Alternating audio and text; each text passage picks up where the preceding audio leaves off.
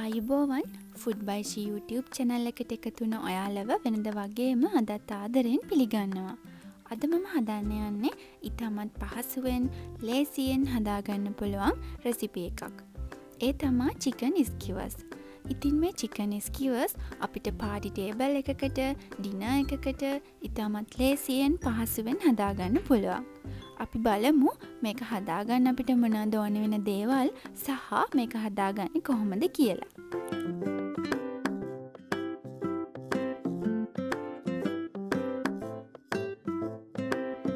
chicken skewers හදන්න boneless chicken තමයි මම මේකට අරගත්තේ. මම මේ chicken ටික පොඩි cubes වලට කපාගෙන තියෙන්නේ. දැන් මම මේ ටික marinate කරගන්න ලුණු, ගම්මිරිස්, මිරිස් කුඩු, soy sauce එකතු කරලා මේ ටික ඔක්කොම හොඳට කවලම් කරගන්නවා. ඊට පස්සේ මම මේ chicken ටික හොඳට cover කරලා fridge එකේ විනාඩි 30ක් විතර තියාගන්නවා. ඊට වඩා වැඩි වෙලාවක් වුණත් තියාගන්න පුළුවන් නම් ගොඩක් හොඳයි. chicken skewers ටික හදාගන්න අපි භාවිතා කරන barbecue sticks ටික විනාඩි 20ක් විතර වතුරේ පෙඟෙන දෙන්න ඕනේ. අපි එහෙම කරන්නේ අපේ chicken skewers ටික අපි cook කරගනිද්දි මේ barbecue stick එක burn වෙන එක වළක්ව ගන්න. දැන් මම chicken එක cook වෙද්දි chicken එකේ ගාන්න tomato sauce, barbecue sauce එකතු කරලා මේ විදියට sauce එකක් හදාගන්නවා. දැන් අපේ chicken skewers ටික හදාගන්න අවශ්‍ය දේවල් ඔක්කොම ready. මම මේකට අරගෙන තියෙන්නේ bell peppers පාට 3කින් සහ ලුණු. ඒ ඔක්කොම cubes වලට කපාගෙන තියෙන්නේ. මේකට bell peppers ගන්න අවශ්‍යම නැහැ. ඔයාලට මාළු මිරිස් වගේ දෙයක් වුණත් මේ skewers ටික හදාගන්න භාවිතා කරන්න පුළුවන්. අපි පෙඟෙන තියලා තිබු barbecue stick එකක් අරගෙන මේ විදියට සර්වියට් එකකින් හරි paper towel එකකින් හරි clean කරගන්නවා. ඒකේ තියෙන අමතර වතුර ටික ඉවත් කරගන්න.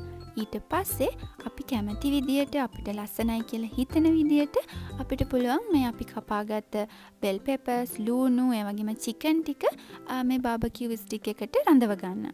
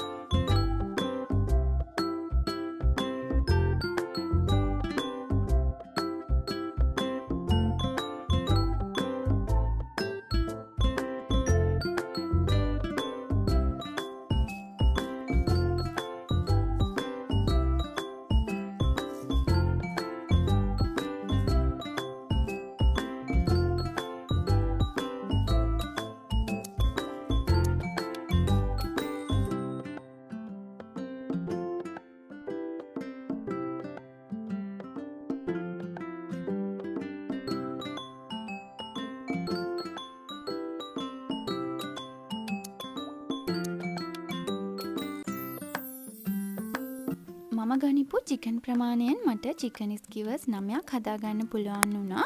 ඉතින් මේ ස්කිවර්ස් ප්‍රමාණයන් වෙනස් වෙන්න පුළුවන්. ඔයාලා ගන්න බාබකියු ස්ටික් එකේ දිග අනුව. දැන් මම ග්‍රිල් පෑන් එකට තෙල් ටිකක් එකතු කරලා ඒ ටික හොඳට ස්ප්‍රෙඩ් කරලා පෑන් එක හොඳින් රත් වුණාට පස්සේ අපි හදාගනිපු චිකන් ස්කිවර්ස් ටික පෑන් එක උඩින් මෙහෙම තියාගන්නවා. විනාඩි 2ක් විතර මේ ටික කුක් වුණාට පස්සේ මම මේ ටික අනිත් පැත්ත හරවලා අපි හදාගනිපු සෝස් එක මේ හැම චිකන් ස්කිවර් එකකටම ගා ගන්නවා.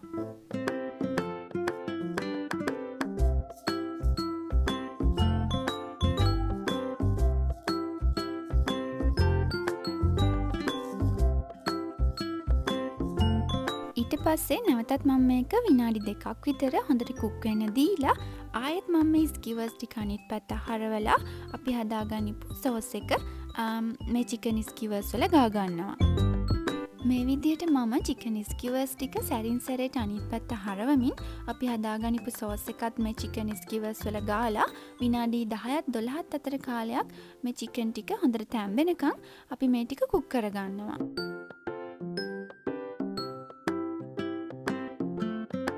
ඊට පස්සේ අපි හොඳට කුක් වුණ චිකන් ස්කිවර්ස් ටික මේ විදිහට ප්ලේට් එකක් උඩින් තියාගෙන අපේ ඉතිරි චිකන් ස්කිවර්ස් ටිකත් මේ විදිහටම කුක් කරගන්නවා.